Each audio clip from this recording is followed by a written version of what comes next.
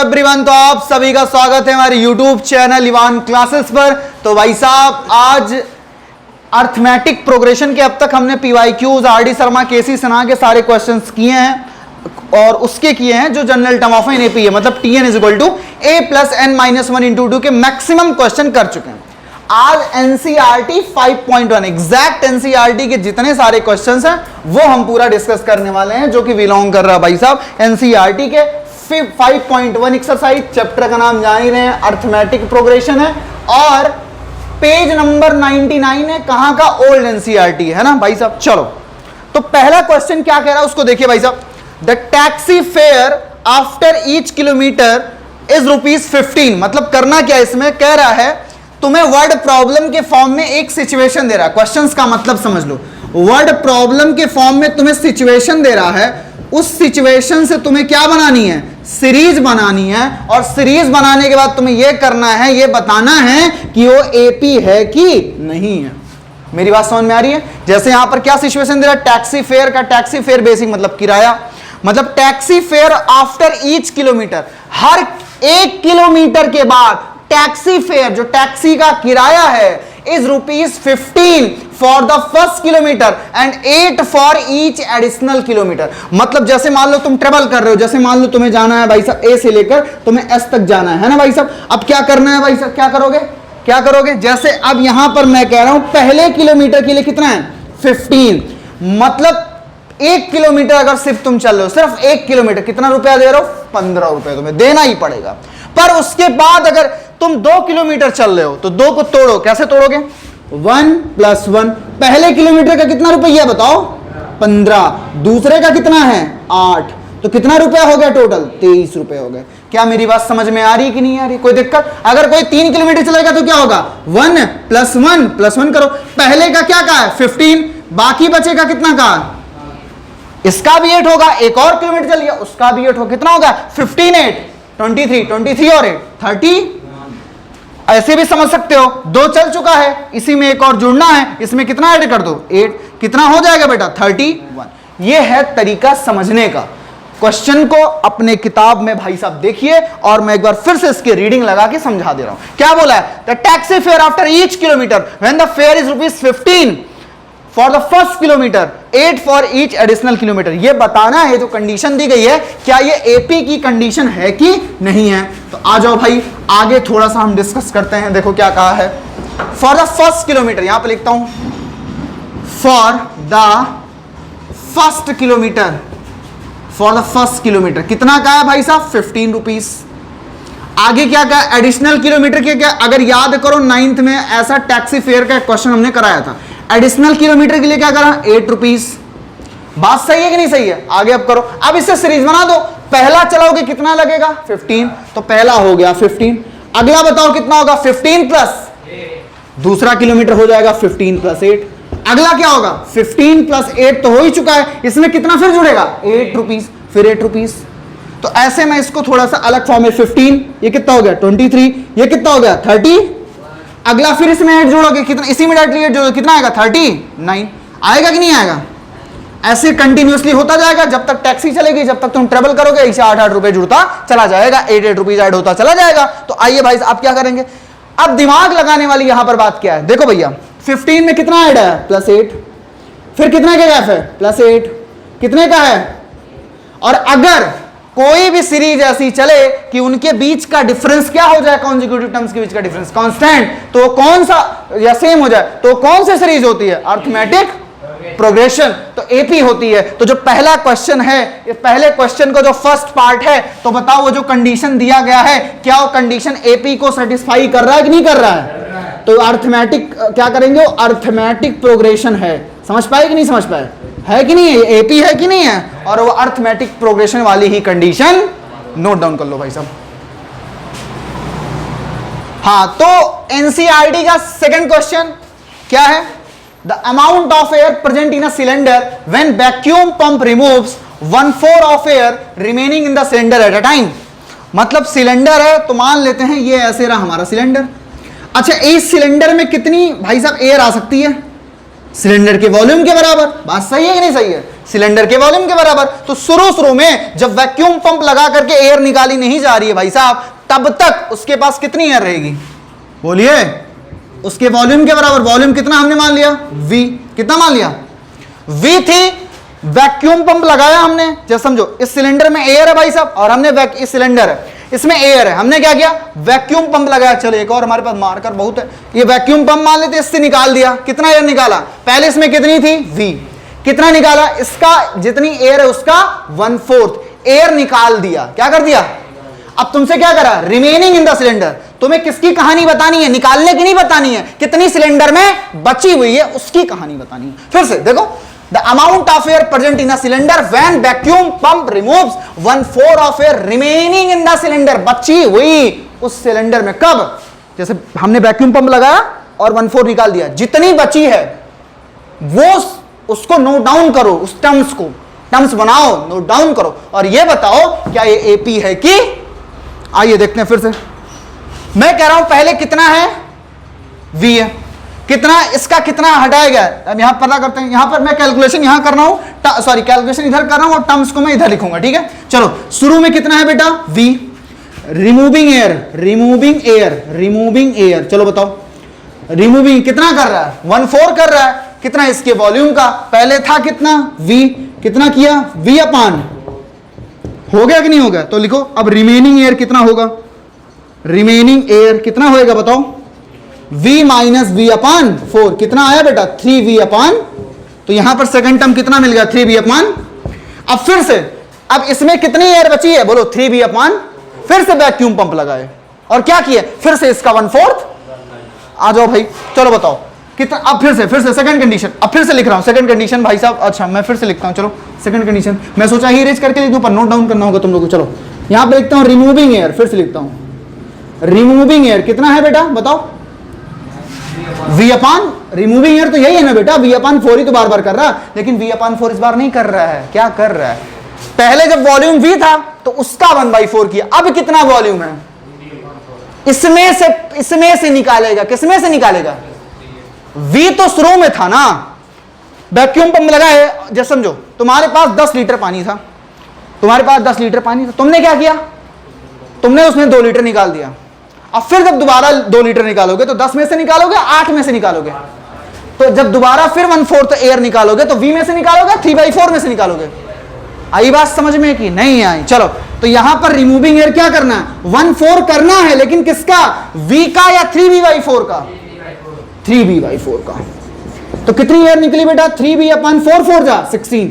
कितनी एयर निकल गई बेटा, 3V अपान, क्या मेरी बात समझ में आ रही है, कितनी एयर निकली, 3V अपान, आई समझ में नहीं है। आगे चलो बेटा, अब बताओ रिमेनिंग कितना था, रिमेनिंग एयर, रिमेनिंग एयर बोलो, पहले कितना था, 3V/4 ये था।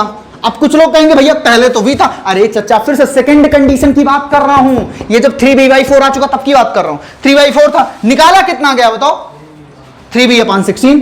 ध्यान नीचे दिख रहा ना सब कुछ, 3V/16, 3V पूरा दिख रहा भाई, 3V/16। चलो बताओ 16 और 4 कैल्सियम कितना आएगा, 16 आएगा, बोलिए।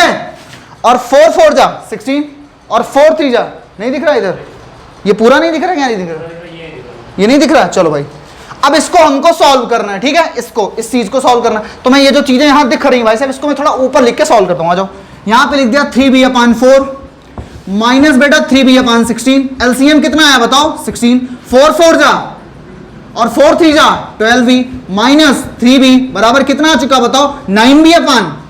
अब कितनी एयर बची है, 9V/। अब फिर इसको यहां पे लिखो क्या, 9V/16। हमने कहा था मिनिमम 3 टर्म निकाल लो, ज्यादा मत निकालना।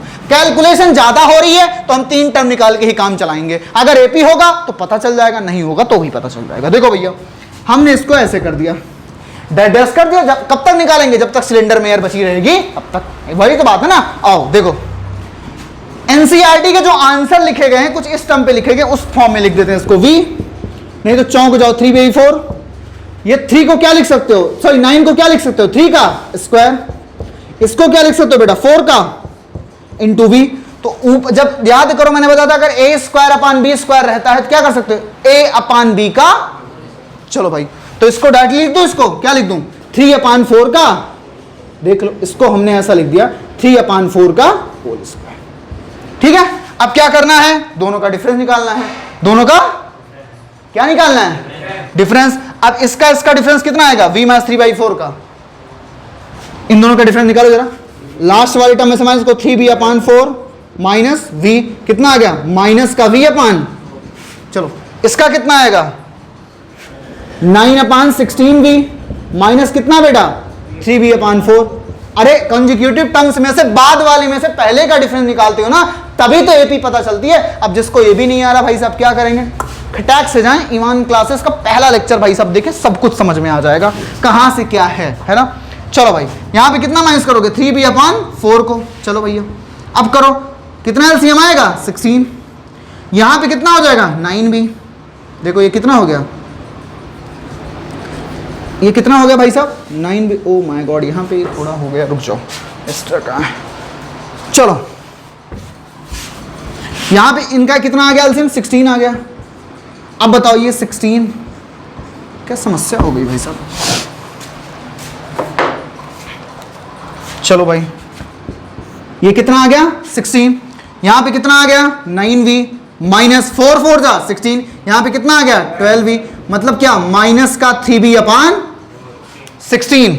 बताओ पहले कितना आया था, एक बार माइनस v/4 डिफरेंस आया, अब की बार कितना आ गया, तो भैया क्या इनके बीच का डिफरेंस सेम है, अगर डिफरेंस सेम नहीं है तो एपी, तो ये जो कंडीशन वाली है ये कंडीशन एपी की, नोट डाउन कर लो भाई साहब।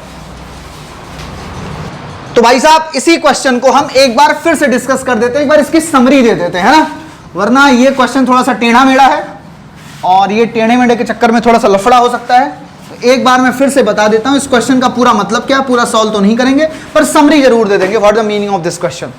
देखो भैया जैसे कह रहा है, बहुत ध्यान समझना, जैसे ये है और ये हमारा ये था सिलेंडर, इसमें कितनी एयर आएगी बेटा, इसके वॉल्यूम के बराबर, तो हमने कहा इसका वॉल्यूम कितना मान लो v, चलो v हो गया इसका वॉल्यूम, तो इसमें अभी कितना एयर है v वॉल्यूम के बराबर इसमें एयर, तो बताओ पहला टर्म कितना हो गया v। अब क्या कह रहा है, कह रहा हर बार वैक्यूम पंप लगा करके जितनी एयर इस सिलेंडर में है, जैसे मान लो ये सिलेंडर है, इसमें जितनी एयर है, कितना इसमें कितना एयर आएगा, इस बॉटल मतलब इसमें कितना पानी आएगा, एयर है जो भरोगे कितना आएगा, बॉटल के वॉल्यूम के बराबर आएगा। बात सही कि नहीं सही है, बोलो भाई, इसके वॉल्यूम के बराबर ही तो आएगा, तो पहला टर्म क्या हो गया v हो गया। चलो भाई दूसरा मैं क्या करूं, मैं करूं अगर ये जो बॉटल है भाई साहब, ये जो बॉटल है इसमें क्या करो, ये हमने लगाया वैक्यूम पंप और जितना बॉटल में एयर है इसका 1/4 निकाल दिया। बॉटल में कितनी एयर है v, कितनी है v थी, कितनी एयर है v, वैक्यूम पंप लगाया 1/4, किसका 1/4, टोटल वॉल्यूम जितनी एयर में है उसका 1/4 निकाल दिया। तो पहले पता करो निकाला कितना, वॉल्यूम कितना है v, कितना निकाला v/, अरे क्या बोला हूं, वॉल्यूम का 1/4, वॉल्यूम का 1/4, लो भैया ऐसे लिख दे रहा हूं, v है अभी एयर, क्या निकाला कितना गया, वॉल्यूम का 1/4, बोले तो कितना v/, नहीं समझ पाए, आई बात समझने की नहीं है, v/4 निकाल दिया। अब क्या करा, रिमेनिंग एयर बची कितनी है, बोलो पहले कितनी एयर थी v, निकाला कितना, कितनी बचेगी v माइनस v भाई, ऐसे समझ लो भाई साहब 200 लीटर इसमें पानी था, कितना था 200 लीटर इसमें पानी था, 200 लीटर पानी था भाई साहब, 200 लीटर। तुमने क्या किया, हर बार जितना पानी है उसका 1/4 पानी निकाल दे रहे हो, तो बताओ कितना निकालोगे, 200 का 1/4 1 जा 4 50 लीटर क्या किए निकाल दिए, तो बचा कितना 200 माइनस, मतलब कितना लीटर बचा 150, यही तो बचा। तो पहले कितना था v, कितना निकाले, तो रिमेनिंग कितनी एयर बची इस बॉटल में v माइनस v/, कितना आएगा डिफरेंस 3b/। अब बताओ अगला टर्म मिल गया 3b/4, क्यों, क्योंकि हमें बची एयर, कितना बॉटल में बचा हुआ है, एक बार निकाले हम तो इस बॉटल में से कितनी एयर निकली v/, हर बार जितना वॉल्यूम बचा है, पहली बार में कितना वॉल्यूम था v, कितना निकाला 1/4 निकाला, तो कितना इसमें निकला b/4 निकला, बताओ क्योंकि v वॉल्यूम था बेटा, तो बचा कितना v माइनस v/4, मतलब कितना बचा 3b/। अब इसमें एयर कितनी है v/4, सॉरी v है कि v/4 है या 3b/4 है, 3b/। अब की बार 1/4 किस में से निकलेगी? V में से निकलेगी या 3/4 में से निकलेगी? क्योंकि बॉटल में कितनी एयर बची है? 3V/। चलो भाई निकालो फिर यहां पर किस में निकालोगे? 3/4 का कितना करना है? 1/4। ये किस लिए निकाल लो? कितनी एयर निकली है? ये 1/4 निकल रही है ना। पहले अभी बची कितनी एयर है? 3V/4। इसमें से कितना निकाल लो? 1/4। तो बचेगी कितनी बताओ भाई? 3V/। नहीं समझ में आया? कोई दिक्कत परेशानी? इतनी एयर निकल गई। पहले कितनी थी? निकली कितनी? 3V/। अब क्या करोगे? इसमें से जब इसको माइनस कर दोगे तो तुम्हें पता चल जाएगा कितनी एयर बची हुई है। कितनी थी? 3V/4 थी। कितना निकला? 3V/16 निकला। इनका एलसीएम कितना आया? 16 आया। चलो 4 4 जा 16, 4 3 12V, 16 और यहां पे आएगा 3V। कितना आ गया? 9V/16। कितना आ गया? तो यहां पे कितना आ गया? 9V/। तो बेसिकली हुआ क्या? V, 3V/4, 3/4 का होल स्क्वायर इंटू V। नहीं समझ पाए? यही तो हुआ। अब क्या? अब तो डिफरेंस निकालना है तो जान ही रहे हो ना भैया। नहीं समझ पाए? अब क्या? अब सबके बीच का डिफरेंस निकाला, वो डिफरेंस कांस्टेंट नहीं रहा। जब सारा डिफरेंस कांस्टेंट नहीं रहा तो ये एपी था कि नहीं है? ये एपी समझ पाए कि नहीं समझ पाए? चलो जो कोई डाउट हो एक बार फिर से नोट डाउन कर लो, फिर आगे चलते हैं। थर्ड वाला क्वेश्चन है, ये वाला थोड़ा इजी है तो मैं इस क्वेश्चन को नहीं लिख रहा हूं भाई, है ना। आ जाओ। The cost of digging a well, well मतलब कुआं, डिगिंग मतलब खोदा जा रहा है भाई सब, है ना। एक कुएं को जो है जैसे ऐसे किया गया है, ऐसे समझ लो। The cost of digging a well after every metre of digging, 1 metre dig किया गया तब क्या हुआ? When it cost 150 for the first metre. जैसे भाई सब कुएं हो रहा और तुमने फावड़ा से स्टार्ट किया और 1 मीटर अगर तुमने डिग किया, उस 1 मीटर के लिए तुम कितना चार्ज कर रहे हो? 150 रुपीज। आई बात समझ में?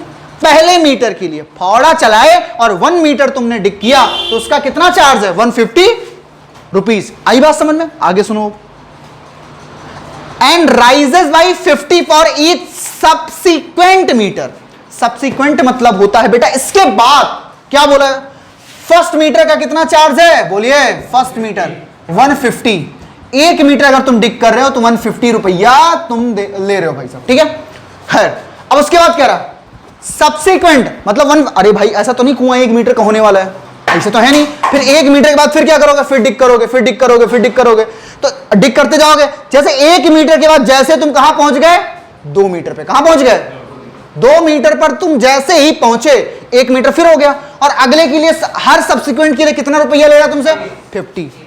तो लिखो for each subsequent, for each subsequent, subsequent for each subsequent कितना ले रहा भाई साहब? 50। तो पहला कितना बनेगा बताओ भाई? 150।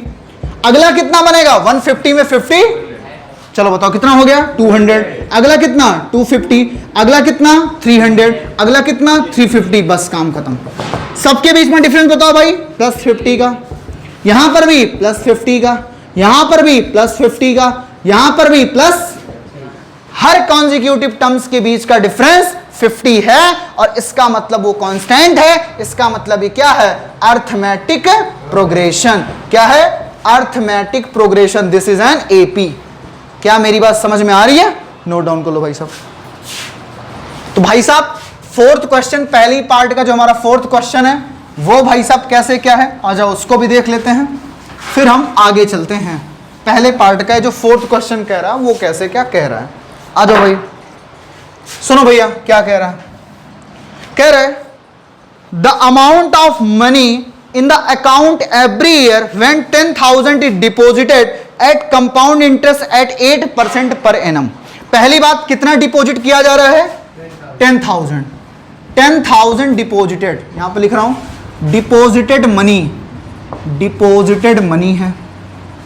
बेसिकली किसके बराबर हो जाएगा? प्रिंसिपल के। किसके? पढ़े रहे होगे भाई साहब, है ना, स्कूल वाला प्रिंसिपल नहीं, कंपाउंड और सिंपल इंटरेस्ट वाला प्रिंसिपल। सीधा लिख रहा हूं कितना बेटा?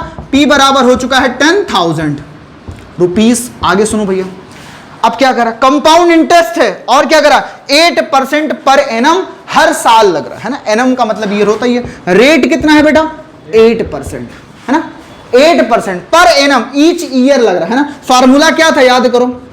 A is equal to P into 1 plus R upon 100 की पावर n। कितना होता है? तो पहले ईयर का निकालो for n equal to 1, n equal to 1 के लिए निकालो भाई। a बराबर कितना हो जाएगा, p इंटू 1 प्लस r कितना 8, अच्छा p कितना, p भी तो 10,000 है ना बेटा, है ना, इसको भी लिख लो भैया। यहां पे हो जाएगा 10,000, 1 प्लस r, r कितना है 8 है, अपान कितना 100 की पावर कितना हो गया 1, ये इतना डिपॉजिट हो गया, है ना। ये तो पहले ईयर हुआ, कंपाउंड है, फिर किसके लिए निकालोगे, दूसरे ईयर के भी निकालोगे। चलो for n equal to 2, formula direct apply करो भाई साहब। a बराबर कितना हो जाएगा, p कितना है 10,000, 1 प्लस r कितना हो जाएगा 8 अपान 100 की पावर 2। अच्छा ये अब कुछ लोग ये समझेंगे ये n इक्वल टू 1 के लिए भी आपने ये माना, यहां पर भी a माना। अरे प्रभु यहां पर a का मतलब है ये 2 के लिए है और ये 3rd के लिए। नहीं समझ में आ रहा तो n वाले को a1 मान लो और 2 वाले को a2। फिर फॉर n इक्वल टू कितना हो जाएगा भाई साहब 3, निकालो जरा। a3 इज इक्वल टू कितना हो जाएगा 10,000 इंटू 1 प्लस 8 अपान 100 की पावर 3। पहला टर्म इतना हो गया, दूसरा टर्म इतना है, तीसरा टर्म क्या एपी है क्या, सबके बीच का डिफरेंस अगर निकालोगे तो एपी। अब इसका बेटा डिफरेंस अगर कोई निकालना चाहे तो निकाल सकता है ना, पर इतने बड़े कैलकुलेशन को नहीं किया जाएगा। कॉमन सेंस है, इतना ज्यादा बढ़ रहा है। अगर देखो तो ये सीधा क्या हो रहा है, ये सब सेम है, देखो ये भी सेम है, हर जगह 10,000 सेम है कि नहीं सेम है, हो क्या रहा है देखो 1 प्लस 8 बाई 100 की पावर 1 है। अगला बार कितना हो गया, अगली बार कितना हो गया, पावर बढ़ रही लगातार, है ना, अगली बार लगातार पावर क्या हो रही है, बढ़ रही है ना। तो वो फिर वो हो नहीं पाएगा भाई साहब, ठीक है, एपी नहीं हो पाएगा। खैर आगे आगे आ जाओ, ये जीपी होने के chances you can check it. खैर जीपी हमने कंडीशन बताया, पर अभी हम एपी पढ़ रहे हैं, so don't go for GP, अभी पहले यही पढ़ लो। अच्छा क्या हो गया बताओ, यहां पर अभी आ जाओ, देखो टर्म्स को लिख देता हूं। हाँ क्या हो जाएगा 10,000 इंटू क्या 1 plus 8 by 100 comma 10,000 into 1 plus 8 by 100 की पावर 2। फिर से 10,000 इंटू 1 प्लस 8 बाई 100 की पावर 3 कंटिन्यू हो जाएगा। सो ये अर्थमेटिक प्रोग्रेशन नहीं है, अर्थमेटिक प्रोग्रेशन ये नहीं है भाई साहब। क्या मेरी बात समझ में आई कि नहीं आई? होप सो ये चारों पहले पार्ट के ये चारों क्वेश्चन क्लियर हो गए हों। इसमें से जो एक इंपॉर्टेंट क्वेश्चन है एनसीईआरटी की बुक का भाई साहब, वो वही वैक्यूम पंप वाला है, वो पूछा भी जा सकता है और उसमें थोड़ी सी टेढ़ी खीर लग जाती है, इसीलिए वर्ड प्रॉब्लम को समझना पड़ता है, थोड़ा बुद्धि लगानी पड़ती है, वही पूछा जा सकता है बोर्ड में भाई साहब। बाकी ये सब पूछा जाएगा तो हंसते हुए निकलोगे, और पढ़ लिए हो वो वाला भी, वो भी पूछा जाएगा तब भी हंसते हुए निकलोगे, नोट डाउन कर लो। तो भाई साहब ये पहले पार्ट का फोर्थ क्वेश्चन, पहले क्वेश्चन के चारों पार्ट निपट चुके हैं, हो चुके हैं। अब हम सेकंड क्वेश्चन करते हैं। देखो भाई साहब नीचे जो क्वेश्चन दिख रहा ना, अगर किसी ने मेरा एपी का शुरू से पूरा लेक्चर देखा होगा तो वो सेकंड क्वेश्चन ये सब कुछ है नहीं, you can do it every question. हम अब इस सारे चीजों को पूरा नहीं कराएंगे, है ना भाई साहब, सारे क्वेश्चन को अटेम्प्ट नहीं कराएंगे क्योंकि बहुत ही इजी क्वेश्चन है। 2 3 4 अभी कह सकते हैं, चार क्वेश्चन, 1 2 हाँ 3 क्वेश्चन बचे हुए हैं।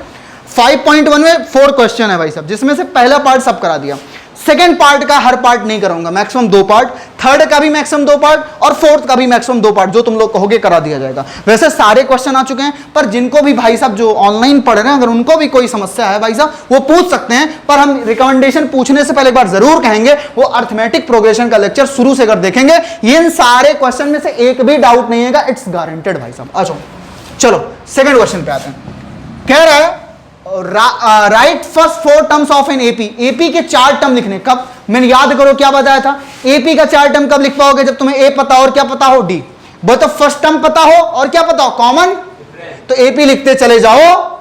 चलो क्या करते हैं, पहला ही ले लेते हैं, 2 का फर्स्ट पार्ट पहले लेते हैं। ए इज इक्वल टू कितना है बेटा 10, डी इज इक्वल टू कितना है बेटा 10, बताओ क्या हो जाएगा, पहला कितना हो गया 10, दूसरा कितना होगा 10 प्लस 20, अगला क्या होगा 20 में फिर कितना जोड़ो कॉमन डिफरेंस। क्या करते हैं, पहले टर्म जो आता है उसके बाद वाले में सब में कॉमन डिफरेंस को ऐड करते चले जाओ, एपी बन जाएगी। 10 में फिर 10 को ऐड किया 20, अब 20 में फिर कॉमन डिफरेंस 10 को ऐड करो कितना आएगा 30 में फिर कॉमन डिफरेंस को 40 में फिर कॉमन डिफरेंस को 50, बन गई सीरीज भाई साहब, हो गया।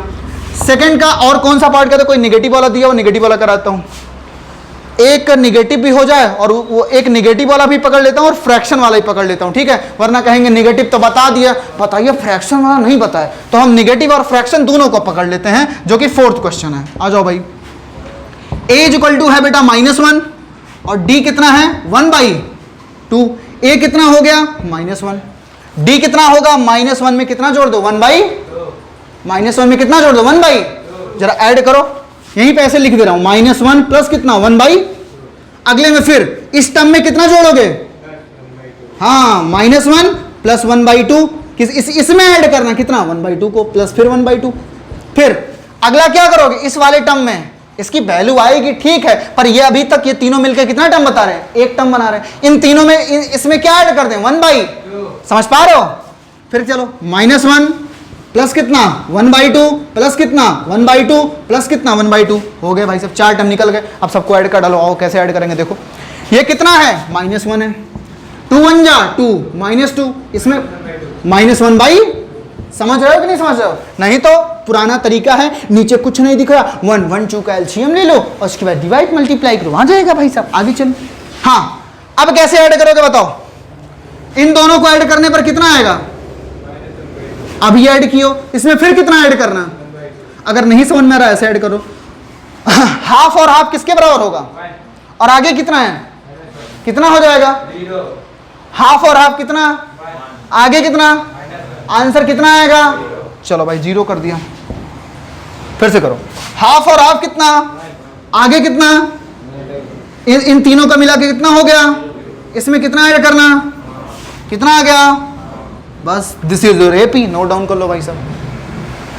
तो भाई साहब अगला क्वेश्चन है जो कि थर्ड क्वेश्चन, इसमें 2 पार्ट हो गए, बाकी सारे ऐसे ही तरीके से हो जाएंगे भाई साहब, बस माइनस प्लस को ऐड करते हो, थोड़ा आराम से ऐड करना है ना, तो एपी हो जाएगा। एपी से डरना खत्म हो चुका होगा भाई साहब, मुझे नहीं लगता एपी से डर लगता होगा, बहुत सारे लोगों को लगेगा, क्योंकि वो ढंग से कॉन्सेप्ट को अगर नहीं पढ़ेंगे तो किसी भी चैप्टर डर लगेगा, चाहे ओपी हो कुछ भी। फॉर द फॉलोइंग एपीज, ये एपी है कंफर्म है, right the first term and common difference. चलो पहला ले लेता हूं भाई साहब 3 है, एक तो फर्स्ट ही क्वेश्चन का दिया करता हूं, 3 है 1 है -1 है और -3 है। चलो बताओ इसमें पहला टर्म कौन होता है, ए होता है, तो ए इज इक्वल टू कितना हो जाएगा बेटा 3, डी कैसे निकलेगा 1 माइनस मतलब कितना माइनस, नहीं समझ में आया, अगर नहीं आ रहा तो भाई साहब इन दोनों को पकड़े तो दिखा देता हूं, -1 माइनस कितना आ गया माइनस। चलो भाई साहब और कौन सा कोई क्वेश्चन और एक आध पार्ट करा देता हूं, सेकंड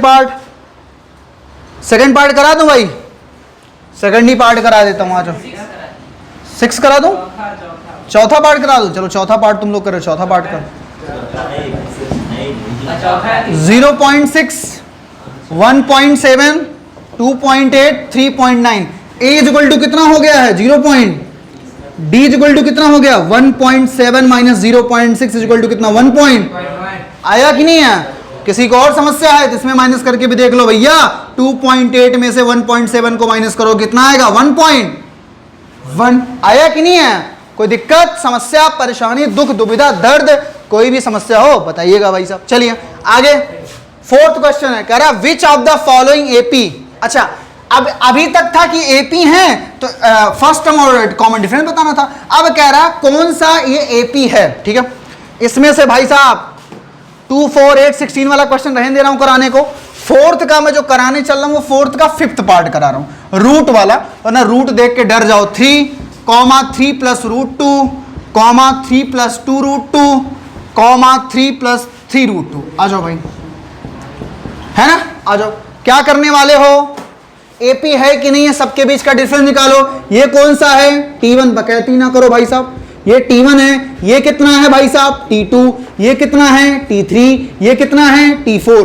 बेटा एपी कब होगा, अगर T2 माइनस T1, याद करो सब बताया हूं, T2 माइनस T1 बराबर T3 माइनस T2 बराबर T4 माइनस T3 हो जाएगा, तो एपी T2 कितना है 3 प्लस कितना है √2 है, माइनस T1 कितना है 3 है, इज इक्वल टू, अगर हो जाएगा तो इक्वल टू लगेगा, हमारा कंडीशन ही तो है, अगर ये कंडीशन सेटिस्फाई हो गई तो एपी है, नहीं हुई तो लिख देंगे condition not satisfied, this is not an AP, बात खत्म।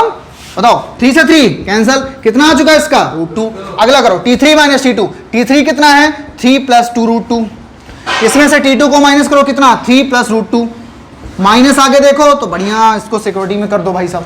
अगला T4 कितना है 3 + 3√2 माइनस आगे कितना है 3 + 2√2। T3 कितना है 3 + 2√2 3 + 2√2। आ जाओ भाई साहब माइनस करो, चलो यहां पे कितना आएगा 3 + 2√2 -3 -√2। यहां पे कितना आएगा 3 + 3√2 -3 -2√2। आ जाओ भाई साहब, ये कैंसल, ये कैंसल, ये कैंसल, ये कैंसल। √2 बराबर कितना हो गया भाई साहब 2√2 में से √2 जाए कितना आएगा √2। 3√2 से में से 2√2 जाए कितना आएगा √2। सबके बीच का डिफरेंस किसके बराबर है √2। तो ये क्या है AP है। क्या चीज है। चलो भाई साहब एक और क्वेश्चन कोई करा दूं। चलो भाई साहब एक करा देता हूं फिफ्थ एक पीछे भी क्वेश्चन को दिए का और रूट वाला क्वेश्चन, रूटे वाला पहले कराता हूं, रुक जाओ। चलो 3 का 12th वाला, ये 3rd का है, ये 12th है। आ जाइए भाई साहब, √2 है, √8 है, √18 है और है √32। इस क्वेश्चन को सॉल्व करना है तुम लोग को, राइट, और बताना है कि ये AP है कि नहीं है। आइए देखिए क्या करेंगे।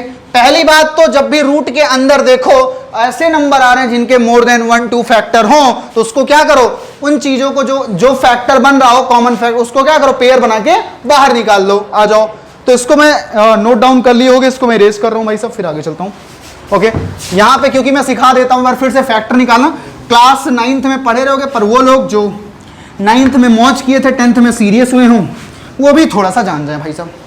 देखो 2 के पास तो कुछ है नहीं, तो इसको √2 के फॉर्म में ही जिंदा रहने दो, इसको यहाँ पे √2 लिख दिया। 8 का क्या हो सकता है, 8 का जरा फैक्टर करो, 2 4 जा 8, 2 2 जा 1, 2 से कितना आएगा 1।